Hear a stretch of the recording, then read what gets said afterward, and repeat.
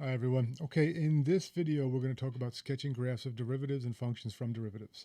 Uh, this is one of those topics, I think I've said it before with only one other topic, that's going to be in the top 5 of the most seen topics on advanced placements exams, Calc 1, Calc 2 courses. Sketching graphs of derivatives and functions from derivatives is extremely popular. It's also deceptively difficult. It looks like it's not really that big of a deal, but it is because it's very difficult to sort of interpret and keep things straight, whether you're going from derivative to function, function to derivative, second derivative to function to derivative.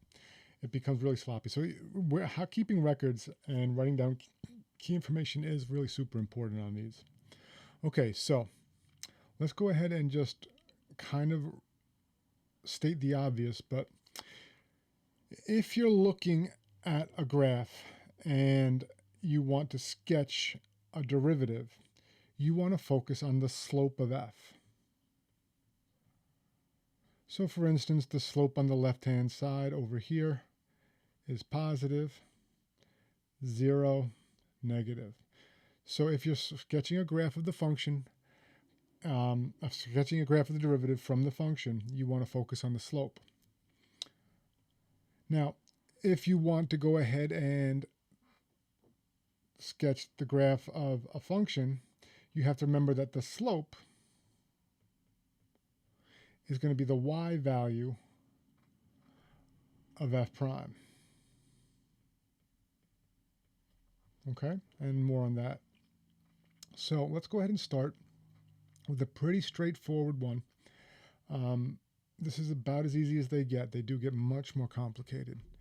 So make sure you're kind of taking your time. Okay, I'm going to draw a line all the way, the whole length of this function. I actually don't need it that long, so let me just take off a little piece of it. I want to go basically the same width as the function, so I'm going to turn my iPad here a little to the left. That works about there, and that works about there. Okay, then what I'm going to do is I'm just going to go ahead and call this f prime, and I'm going to start noting some key points. Okay, now again, I'm sketching f prime, so I'm going to sketch a graph of the slope of this function, this cubic function that I'm looking at. So as I look at this function, let's take a look at the slope only. So we know that these are points where the slope is 0. These are points where the slope is positive, negative, and then positive again. But as you note these on your line, your sort of sign analysis line, you can use large plus signs if you'd like, and then smaller plus signs and smaller negative signs to show you how positive and how negative the slope is. Here's what I mean. So I'm going to first put the key points on there. I'm going to put where the slope is equal to 0. So I'm just going to move my head over here and try and line them up. Slope is 0 there. Slope is going to be 0 here. And what else? The slope is going to be positive over here. But as you can see, it's really, really steep here, and then it gets less and less positive. So what I'm going to do in my line is I'm going to use big plus signs, and they're going to get increasingly smaller as I get closer to 0. And then there are going to be little negatives, and they'll get increasingly bigger as I get to the bottom there. Okay, so let me go ahead and draw this. Let's see. So it's going to be positive, very big positive signs, maybe a medium positive sign, and then a smaller positive sign, then a little negative sign, a medium negative sign, and a smaller negative sign that goes back down to 0. And then a small positive, and then go to a larger positives. So I had to actually stop and make sure I was doing that right so I didn't confuse you. So let me go back and show you what I was thinking. So I was thinking that, okay, the slope here is very steep. But as I got to here, it got less steep. So that's why my plus signs got smaller as they got to where that slope is 0. Then it started going off negative, and it got the most steep here right at that point of inflection. And then it got less steep here as it coming back to that slope of 0. So that's why that negative, and then a big negative, and then a little negative again went negative, big negative, little negative, and then back to 0. And then again, small positive, and then getting really, really steep all the way. Now, if you look at this, look for a pattern. you know it's going to be a very high y value, because remember, this is going to be the y value. So it's going to be a very tall, big y value, very big plus y value, big plus. And then as it gets down here, we're going to be going to a 0. And then it's going to be a negative y value. All right. And then it's going to go ahead and be another 0 here. And then it's going to go positive again. So we're going to have, when we go to graph this thing, let's go ahead and draw some places on the graph. We're going to want zeros here and here. We're going to want it to be slightly below, because this is a small x value right here. So we're going to want it to be slightly below the x-axis. And then right around here is going to be the most below, because that's the big negative there. And then it's going to go back up here. So that's actually, if you can see it now, you can see that it's going to be the graph of a parabola, which makes sense because this is a cubic function. The graph of a cube is a parabola, second degree. So let's go ahead and draw that in. Try and keep it as accurate as possible. So let's see. So we're going to be real steep and positive here.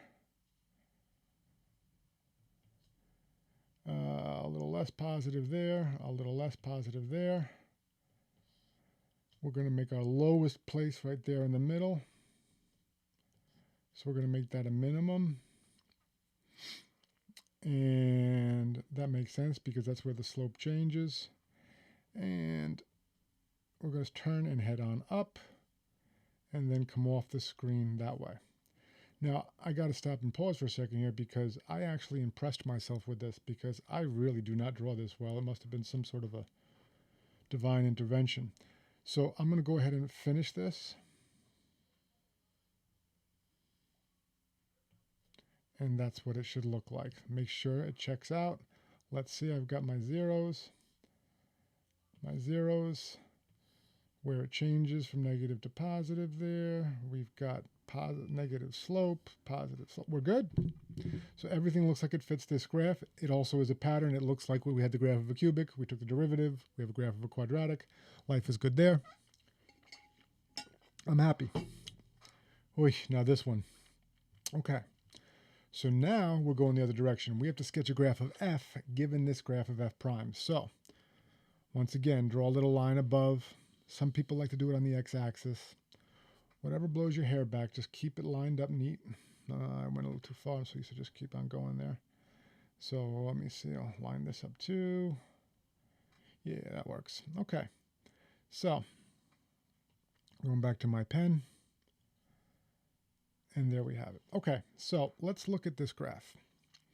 So now this is the graph of the derivative.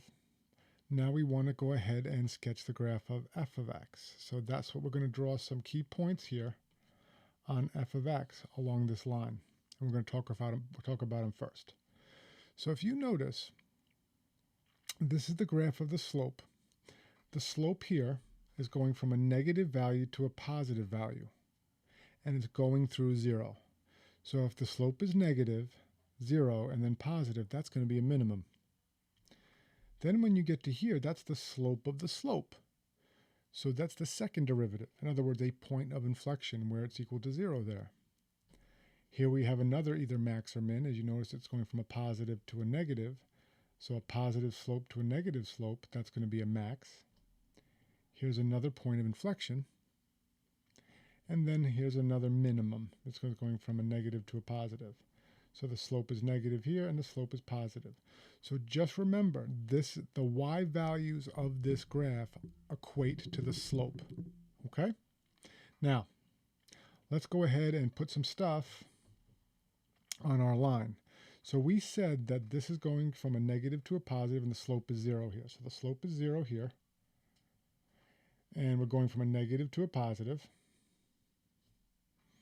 Okay, so that means that this is going to be a minimum.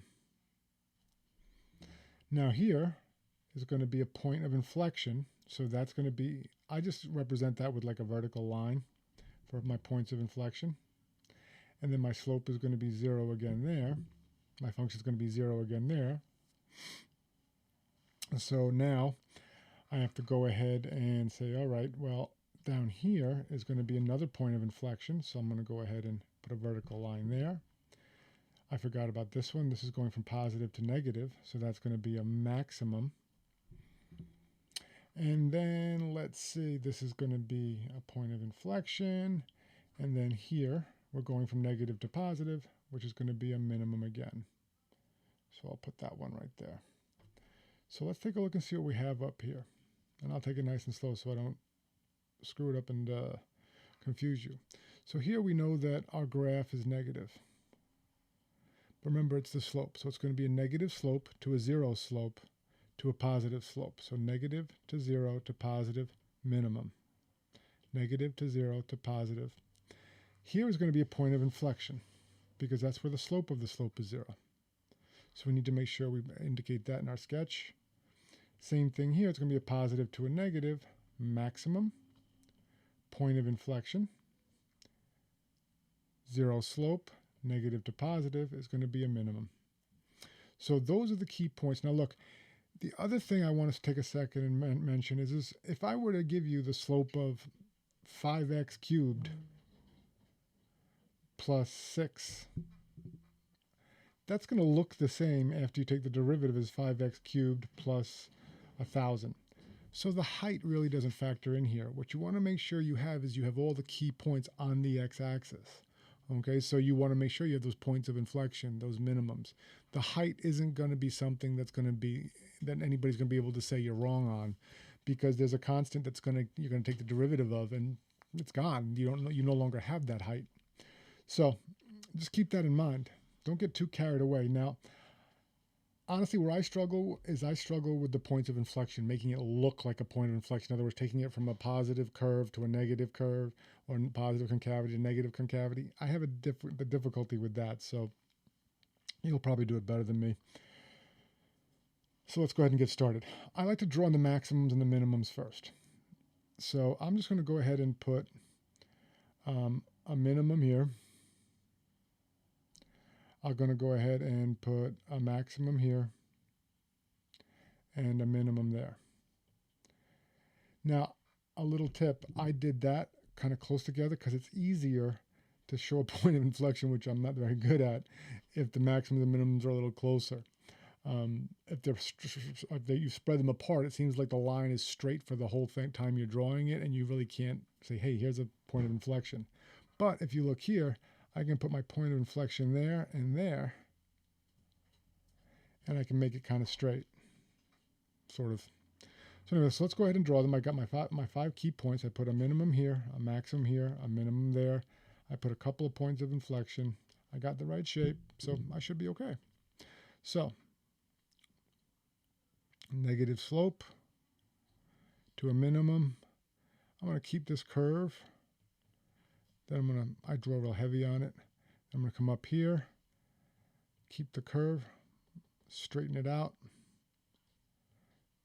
You can see them. It looks like one big straight line, but we'll talk in a second. And then go to my minimum and then off my graph here. So really try and show a point of inflection where you go from positive concavity to negative concavity, where the change, where the concavity changes. You don't have to label the graph like this, but if you can show a definite straight line coming from a positive curve to a negative curve, or positive concavity, negative concavity, that's going to help a lot. Do the best for that.